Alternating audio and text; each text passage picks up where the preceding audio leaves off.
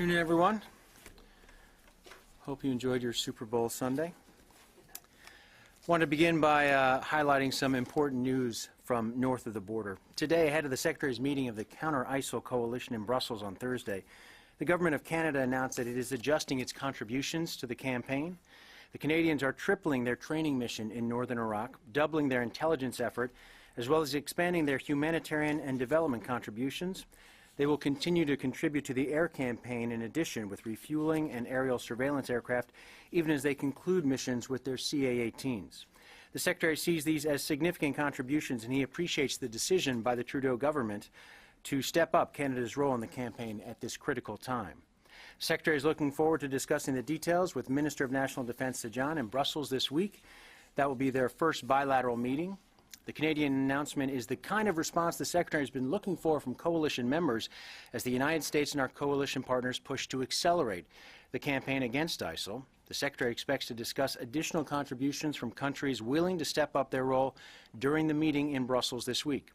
As the Secretary has said, the United States is willing to lead the coalition in the fight against ISIL, but the barbaric group poses a threat to every nation, so every nation should join this fight.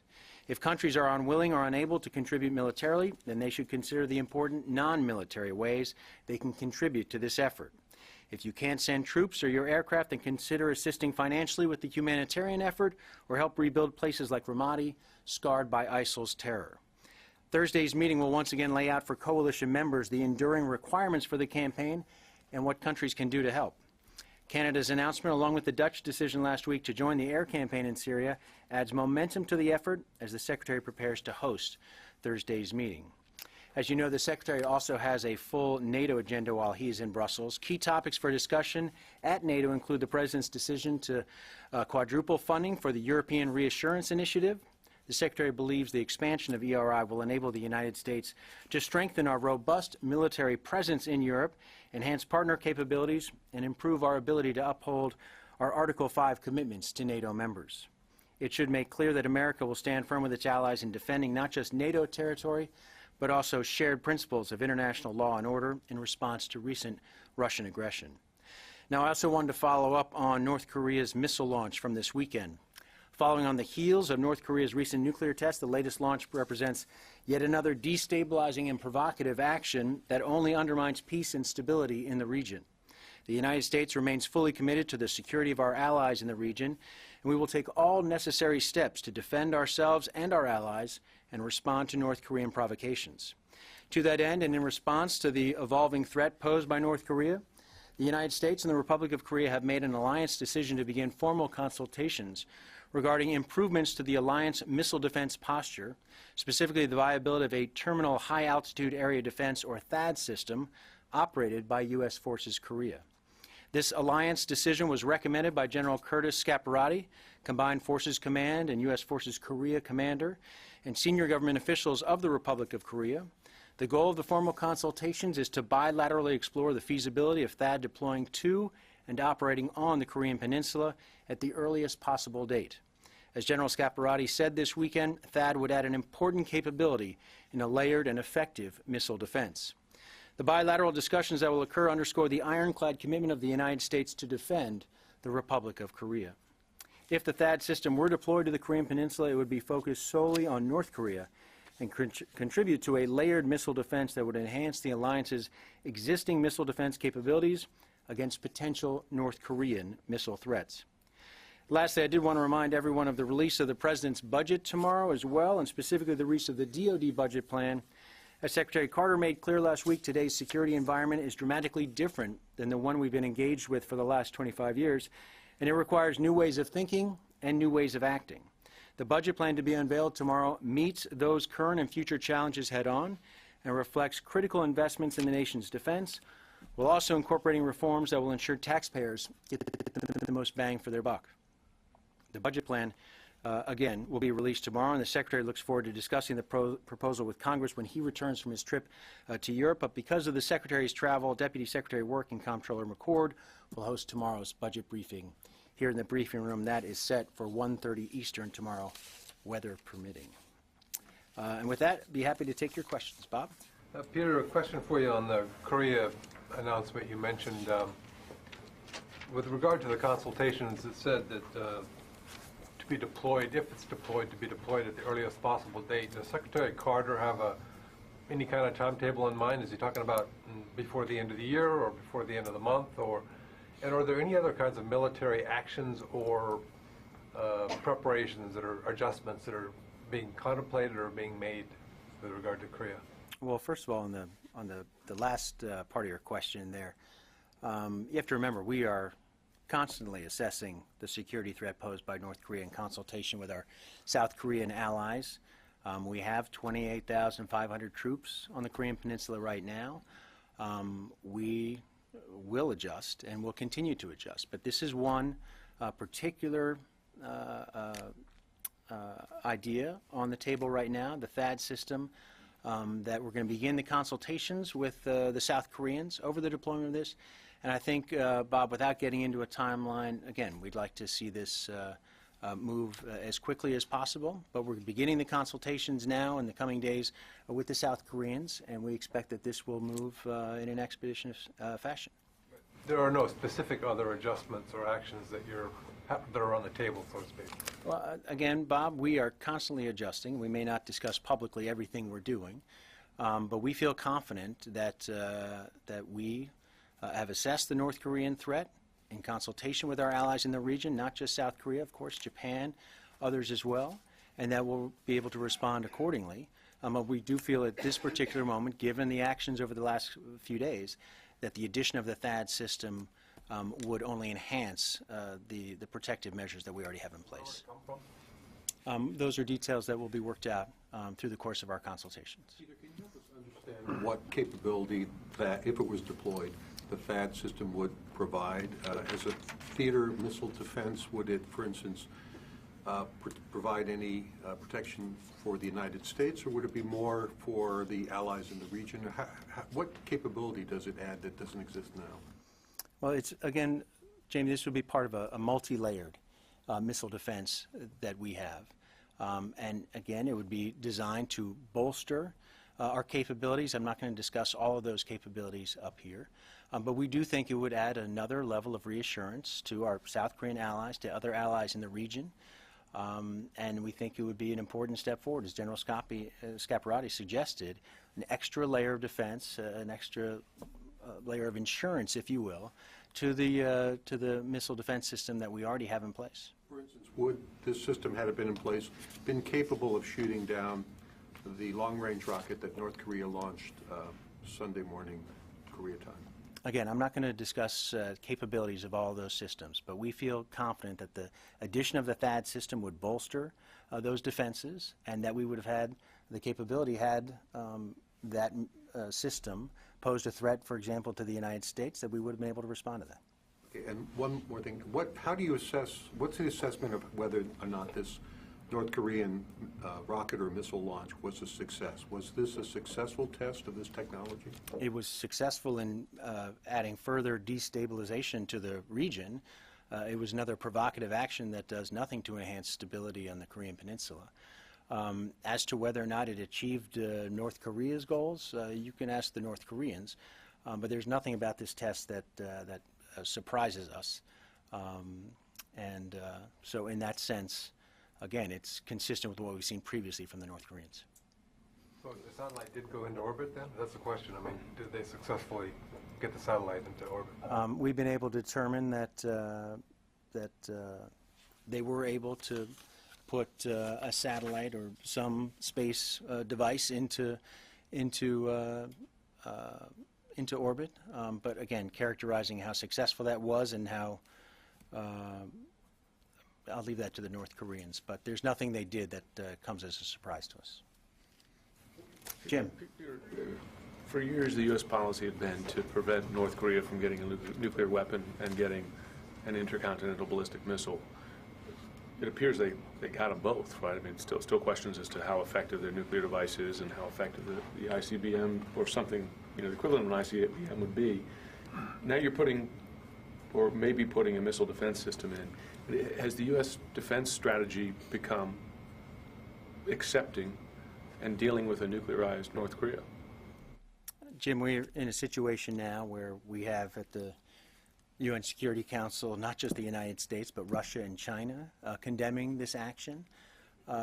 Clearly, this is something that requires an international response as well. But in the meantime, we're going to continue to do what we need to do to protect the United States, to protect our allies. This country continues to pose a threat. Its actions over the weekend only enhance that position. So we're going to continue to do what we need to do to protect the United States, our citizens, and our allies at the same time. You, of course, work for a defense secretary who years ago advocated for military action to destroy nuclear facilities on the ground in North Korea. I know he's since said he no longer holds that position. It's a different time. But are there military options still on the table to neutralize North Korean nuclear facilities on the ground? Are those still on the table? Jim, I will maintain what I said before. Every day our forces along the border there are ready to fight tonight. We are ready every day to respond to the North Korea threat. I'm not going to get into every single aspect of our posture in North Korea, but we're satisfied that we have the capabilities right now to deter the North Korea threat. We're adding or proposing to add in consultation an alliance decision to enhance those capabilities right now in terms of a defensive measure, but we're confident that we have the capabilities necessary. Tony. Speaking of capabilities necessary, the American people care less about THAAD than they do about the effectiveness of the ground-based defense system. It's had one success out of 3 attempts since 2008. What is the current level of confidence in the ground-based missile defense system with it at the senior levels of OSD in terms of attacking and destroying an ICBM launch from North Korea?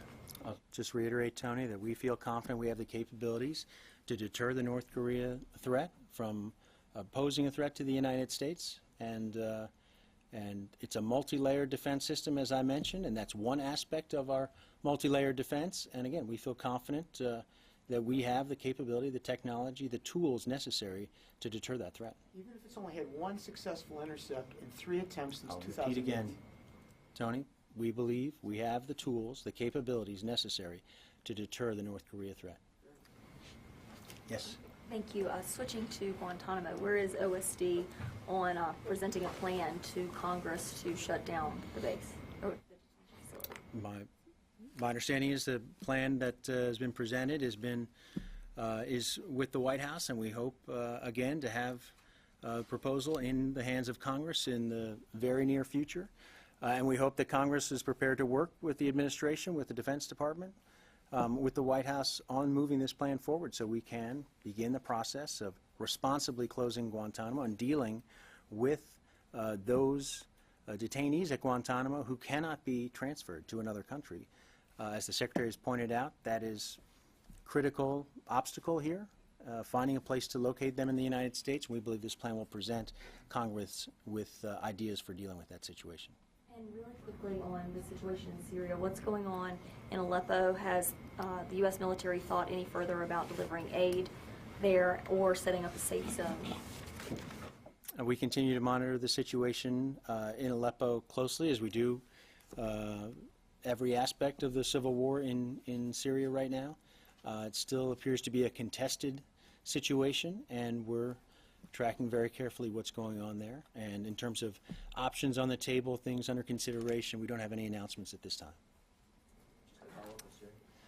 My colleague. Yeah, one more, Yes, Jen. one more about Korea. And on the officers start consultation between U.S. and South Korea about the THAAD missile issues. Do you have any detail about these issues? My understanding, have they started? Is that your question? Yes. THAAD missile. Yes. My understanding is that the formal talks have not yet begun, but we do expect that they will begin in the next few days. So between the United States and South Korea agreed talking about the THAAD missile issues? Yes, that it's been an alliance decision to begin those consultations. A working group first would discuss again the specifics about any potential deployment. Yes, Peter, Paul. the Chinese government, going back to the THAAD missile system, the Chinese government has expressed some concerns about any additional missile shields on the peninsula. Have they brought those concerns to the department, and are they going to come up during the ongoing negotiations with the South Koreans? I'm not aware of any direct communication we've received from the Chinese here at the Department of Defense. I refer you to the State Department if they've had any consultations or any word from the Chinese. But again, this is a system that, as we point out, would be focused, a defensive system put in place to deal with the threat posed by North Korea, in addition to the layered missile defense that we already have in place. And so we don't believe that it should pose any sort of concern to the Chinese. Jamie. Given that North Korea reacts badly to even the most innocuous U.S. military moves, just routine exercises, it often decries them as provocative and warlike. What would you anticipate their response will be to this potential deployment of that, and what would the response from the Pentagon be to what I think we can anticipate will be bellicose statements from Pyongyang about this deployment, which you have made clear is a defensive deployment? Well, I just reiterate, this is a defensive system put in place because of North Korean actions. Most recently, the launch from over the weekend. And again, this is a response that we feel necessary to take because of North Korea's own actions. And if the North Koreans are concerned by this, they have an easy solution here, and that is to stop their own provocative actions. And again, they're in violation of UN Security Council resolutions. Abiding by those resolutions would be an excellent place for North Korea to start. Yes? Yeah, hi. In between, when a THAAD system might enter the peninsula, are you guys upping your BMD posture, or is there going to be more independent BMD patrollers coming out of 7th Fleet, or Aegis destroyers kind of out there? Is that something that you can talk about, like, as specifically as you can, or is there going to be an emphasis from some of these offshore kind of sea-based units to go and be able to take on this BMD mission? It sounds like there's You make a good point that again, we have a multi-layered system in place. I'm not going to get into specifics, but just we feel confident that our posture right now is adequate to the challenge and the task. But we do think adding THAAD would simply only improve that posture and improve, if you will, the reassurance level for our allies in the region and for our own forces in the region as well. Yes. Continuing on the North Koreans' capabilities, what is your current assessment of the range of their missile capabilities? Does it extend, for example, to the West Coast, or does it cover all of the continental U.S.? I don't have right in front of me our latest technical assessment. Again, we're looking at a missile defense system that we feel is adequate to the challenge posed by North Korea today. And again, we judge our capabilities equal, certainly, to the task or the challenge posed by North Korea. I'm sorry, is that assessment being reassessed based on this launch this weekend? I'm sure we're going to be evaluating every aspect of the launch this weekend, factoring that into our own calculations, but there's nothing about this launch this weekend that comes as a surprise to the Department of Defense. Yes? There's been a large emphasis on the importance of international cooperation with combating ISIS. So given the Canadian announcement today that they're pulling out of the combat role, how will that impact the fight against ISIS in Iraq and Syria? Yeah, well, as I said at the top here, the Canadians are adjusting their contribution, and this was a commitment with regard to the aircraft that the Prime Minister made during the campaign, and they have following through on that commitment to curtail those flights, but at the same time, the Canadians are tripling their commitment to the Train, Advise, and Assist mission in northern Iraq. They're providing other intelligence assistance, doing more on the humanitarian and development side, and we consider those very significant contributions. And we welcome those contributions from the Canadians. They're still flying refueling and surveillance missions, and that's an important part of the campaign as well. And we welcome other countries looking at the Canadian example, seeing what else they can do as part of this mission. But we appreciate what the Canadians are doing, and again, think it sets a good tone for countries that are traveling to Brussels for this meeting with the Secretary to see what else they can offer. There are a range of capabilities that will be needed in this fight to accelerate the fight against ISIL. It is not all aircraft. There are a host of things other countries could do that we think would further this effort, and Again, Canada is an example of a country that is adjusting its contributions in very specific ways, ways that will certainly help the coalition moving forward. Yes? Canada's tripling its trainers. What, can you talk numbers here? What does that bring? I'll leave that to the Canadians to walk through the specific numbers. Again, this is a critically important part of the campaign. We've talked about the need to train the Iraqi forces as they move on from Ramadi and take on ISIL and other parts of Iraq, ultimately in Mosul. Training will be a critical component, and again, the Canadians are joining that international effort. They've already been part of it, I should point out. They're simply expanding their role there, as other countries have been offering to do the same. Staying in Syria, currently the Pentagon is targeting only ISIS in Syria and not Jabhat al-Nusra, and critics have alleged that the U.S.-led coalition strikes against ISIS have actually empowered al-Qaeda's affiliate in Syria, and the group has gotten stronger. Your reaction to that? I know General McFarland was asked about this the other day. Our primary target right now is ISIL, the fight against ISIL. And as General McFarland pointed out, that particular group, Jabhat al-Nusra and ISIL, don't necessarily see eye to eye, and I think he wished them well in taking each other on. We wish them all the success in the world.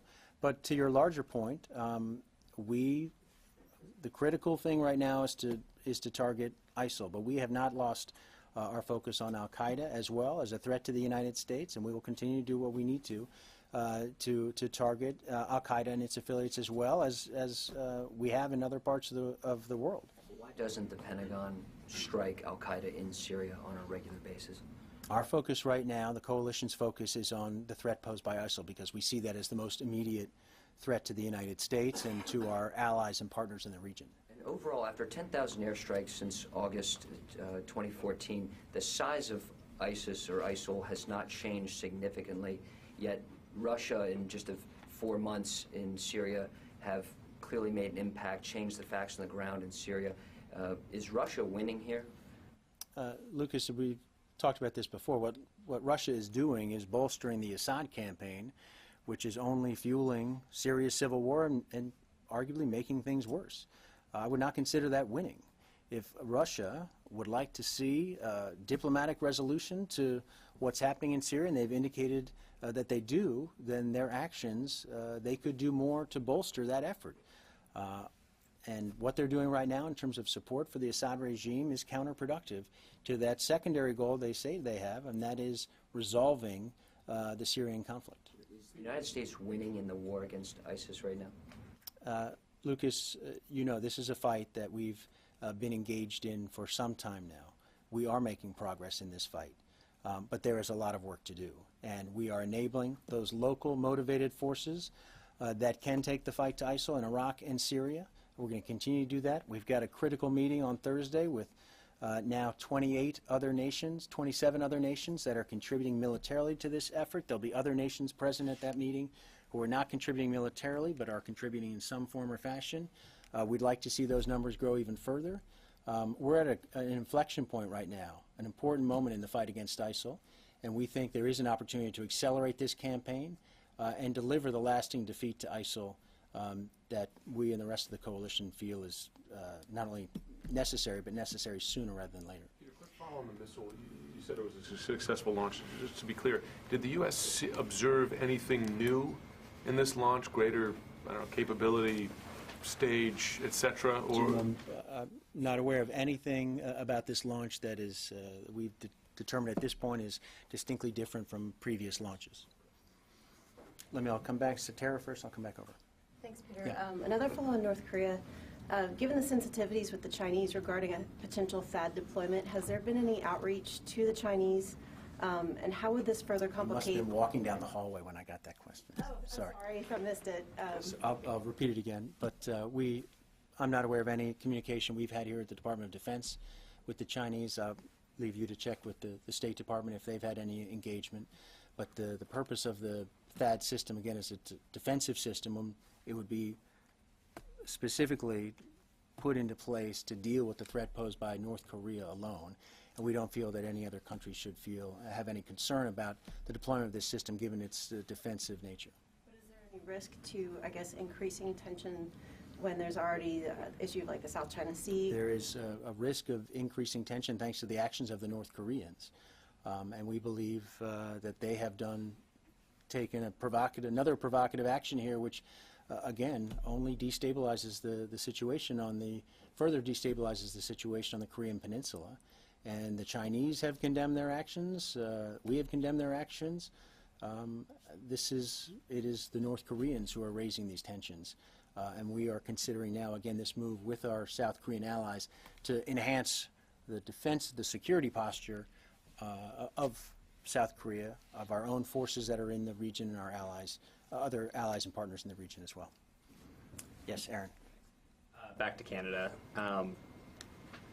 Obviously, as you said, this was a campaign promise from the leadership of Canada to withdraw from the actual striking of targets. How much discussion was there back and forth between the U.S. and Canada and the coalition about what roles they could fill instead of those military actions? This is a good example of something. There's a new government in Canada. The Secretary will meet for the first time with his counterpart in Brussels. He's had a phone conversation with the Canadian National Defense Minister previously, but this is their first chance to meet face-to-face. I know the Secretary is looking forward to it. And this would be a chance, again, to compare notes. The Canadians have already outlined what it is they're doing today. I know that there were some conversations with us, but this is a decision that the Canadians have made in terms of their own interests, their own national security interests. And again, we appreciate the contributions they're making, the adjustments they've made to the campaign. These are significant contributions, and the Secretary looks forward to discussing with his Canadian counterpart how these will not only help the campaign, but again, what the other needs are going forward that not only Canada could perhaps play a role in, but other countries assembled there in Brussels could assist us with. You mentioned discussions. I mean, was it a situation where the Canadian government came to the U.S. government and said, we're making this move, we want to continue to assist in this fight. What areas do you need most support? What can we do specifically? We have, without getting into the Canada example specifically, we have conversations with coalition members on an ongoing basis as to what the needs are, what the requirements are for the campaign going forward. These are everyday conversations that happen with commanders, with their counterparts at CENTCOM and elsewhere. So this is an everyday conversation. And again, something that, as we pointed out for those who made the trip to Paris, the meeting there included a discussion, Admiral Fox in particular, laid out what the long-term, the enduring requirements for the campaign would be, so that every country has an idea what's needed going forward, how they might be able to fit into that mix.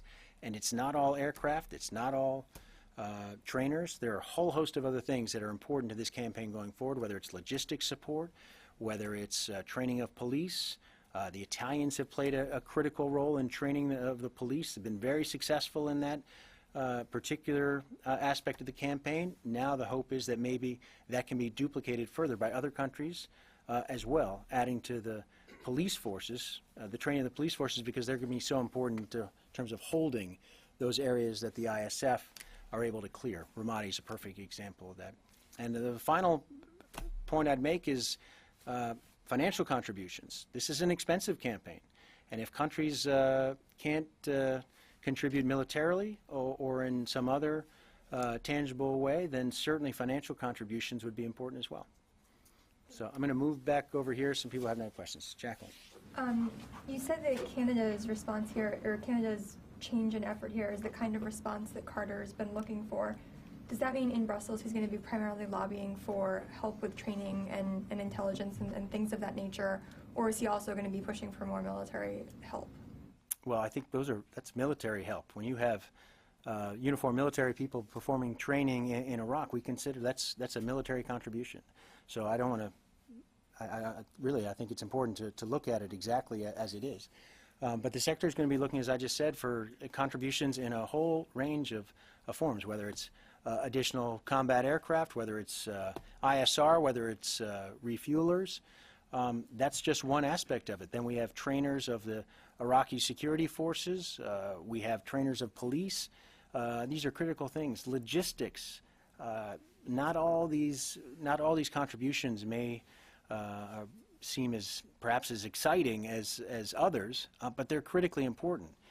Financial contributions alone would make a difference here. You look at a situation like what's happened in Ramadi, the devastation in Ramadi, footing the bill to get the water on again and the electricity in a place like Ramadi is critically important to the Iraqi people and to making sure that we deliver a lasting defeat to ISIL and that those people get a decent life back. And so we look at those contributions as well as part of the conversation that will happen in Brussels.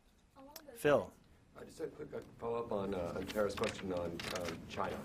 Could you explicitly say that the THAAD system will not be looking into China? I mean, why isn't it? Why shouldn't other countries be concerned about it? This system is highly capable. It's going to be focused on the threat posed by North Korea. Not into China at all? This is an alliance decision that we're making with South Korea, and we're doing this in response to what the North Koreans have done, and that's how it should be viewed. So, Have the Iraqis Richard. agreed to allow the tripling of the Canadian troops, and will the Secretary Thursday be proposing to the Allies, or will he tell the Allies how many additional U.S. troops will be deploying to Iraq? I'll leave you to speak to the Canadians about their own diplomatic negotiations with the Iraqis. But the Iraqi Prime Minister, for example, Defense Minister, will be in attendance at the Brussels meeting. So again, I'll leave that to the Canadians to spell out their own conversations with the Iraqis. And I know that the Secretary, as part of the conversation in Brussels, will certainly make clear what the U.S. role has been and will be going forward. But I'm not going to look ahead to the nature of all those conversations he has with our coalition partners. Kasim. On Syria, some sources on the ground say that a new group of U.S. special forces were deployed in Kobani to help Syrian Democratic Forces to plan an offensive on Manbij city. Can you confirm? Kasim, I'm going to sound repetitive here, but I'm not going to discuss the location of U.S. special forces and whether or not they're in any particular area. We've said we have a small number of special forces that have been operating in Syria, and they've performed great work, but we're not going to get into details that might expose them to risk. Will the U.S. support Syrian Democratic Forces as they are now moving toward Manbij city? We continue to support the Syrian Arab Coalition, other forces that are taking the fight to ISIL in a host of ways, and we'll continue to monitor the situation on the ground and support those local, motivated, capable forces that are taking the fight to ISIL. It's consistent with where we've been the last few months. So, I'm sorry. Turkish President Erdogan said over the weekend that U.S. should prefer either PYD, Kurdish rebels, or Turkey. And we know that you are considering PYD as a capable forces fighting ISIS as well.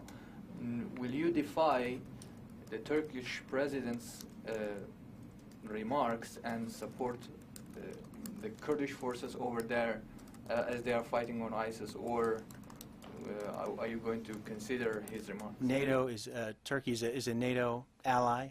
We'll continue to have our conversations with the Turkish government about the fight against ISIL and the best way to execute that fight. At the same time, we're going to continue to support the moderate forces, the capable forces that are taking the fight to ISIL. And again, they're part of the coalition. We're going to continue to coordinate, have our conversations with the Turkish government and in the most appropriate fashion. And again, focus the coalition's efforts on defeating ISIL, which is where we think Turkey and other members of the coalition want to achieve the exact same goal we do. So, yes, Carla. Thank you. It's been a few days now since Saudi Arabia has said that they were willing to put boots on the ground in Syria. What type of mill-to-mill conversations has the United States had with the Saudis about this? I know that the Secretary is looking forward to speaking with his Saudi counterpart in Brussels. That'll be one of the, we anticipate one of the bilateral engagements he'll have, and in addition to the meeting on Thursday. So he looks forward to learning more of the details, and again, probably best to wait till he has that face-to-face conversation to learn more exactly about what they're offering. But again, as with others willing to contribute more to the campaign, that's good news, and that's welcome news. And we look forward to learning more about the role the Saudis can play, the greater role the Saudis could play going forward. Louis. Peter, two different topics here. Going back to Zika virus, there are growing concerns about this virus.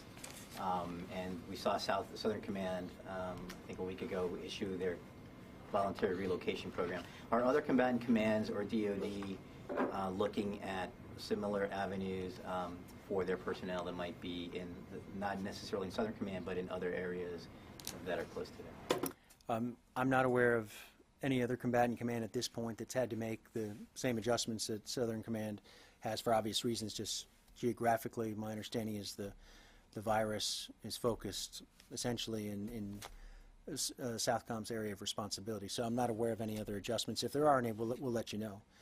And as you said, this is Southcom doing what it needs to do, prudent steps to address this threat right now for the men and women within Southcom who may be in geographically within the area where this virus poses a threat. And the other question has to do with cyber defense. I guess there's been a new hack of 10,000 DHS employees that's been compromised by a hacker. Is there any role that, I mean, can you guarantee that OSD has enough cyber defenses to prevent a similar hack against military or DoD civilian personnel? And also, I mean, is there anything that can be done on the cyber offensive front by NSA to kind of counter these kind of persistent attacks? Well, you know, this is something that this department takes very seriously, the Secretary of Defense takes very seriously. I think you'll see that reflected in his budget release tomorrow. But we're under attack all the time here, and this is an everyday challenge for us to confront. We feel confident that we're taking the steps that we need to try and defend our networks. That is the first priority for Cyber Command, but this is a significant threat and an evolving threat, and one we have to constantly adjust to. So I can't make ironclad assurances, but I can tell you how important this is, what a priority this is for this department, for Cyber Command, and certainly for this secretary. All right, got time for two more. Peter, there was a release at the end of January from the coalition saying that a coalition member had died in a non-combat situation in Iraq. Do you have any more details on who that person was and how they died? I'll take that question and see if we can provide you more details. I don't have anything with me up here. But last one, Lucas. Any update on the investigation into why 10 U.S. Navy sailors, in the Secretary's words, misnavigated and went into Iranian waters last month? Yeah, my understanding is the Navy investigation is ongoing. I have not heard the results of that, but this is in the Navy's hands to determine exactly what happened. And again, I'd refer you to the Navy for that question. Iran has clearly conducted an investigation and gave medals to their sailors for detaining the U.S. Navy sailors. So I'm wondering, what's taking so long, and also, is there any actions going to be taken against the sailors because of their behavior? And if not, why haven't medals been bestowed upon your sailors? Again, Lucas, the Navy is conducting its investigation following its appropriate procedures and protocol.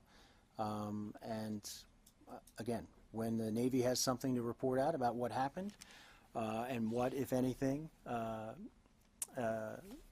comes about as a result of that, you'll hear that from the Navy.